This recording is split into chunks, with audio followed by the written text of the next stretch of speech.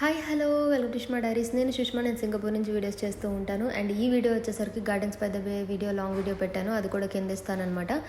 Interest ఉంటే అది కూడా చూడండి. అండ్ అక్కడైతే ప్రతి కంట్రీ ఫుడ్ స్టాల్స్ అయితే పెట్టారు. సో అక్కడ ఈ వీడియో అయితే తీసానమాట.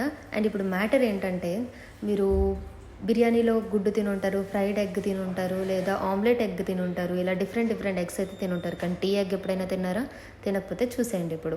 సో దీన్నే అంటారనమాట టీ ఎగ్ అని. ఇదేంట్రా బాబు ఎలా ఉంది నల్లగా అని అనుకుంటున్నారు కదా.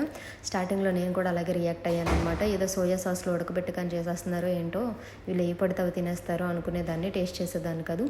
బట్ ఈ రీసెంట్గా అయితే ఒకసారి టేస్ట్ చేశాను అనమాట. ట్రస్ట్ మీ అండి, టేస్ట్ అయితే చాలా బాగుంది. అండ్ దీన్ని టీ డికోషన్లో ఉడకబెడతారనమాట, అందుకే హెర్బల్ టీ ఎగ్ అని అంటారు. అండ్ ఓన్లీ డికోషన్ ఒకటే కాదు, అందులో ఇంకా స్పైసెస్ ఇవన్నీ వేస్తారనమాట. అండ్ ఒక ఎగ్ వచ్చేసరికి $1 అంటే 62-63 రూపీస్ అయితే పడింది. అండ్ టేస్ట్ అయితే చాలా బాగుంది. మీరు ఎప్పుడైనా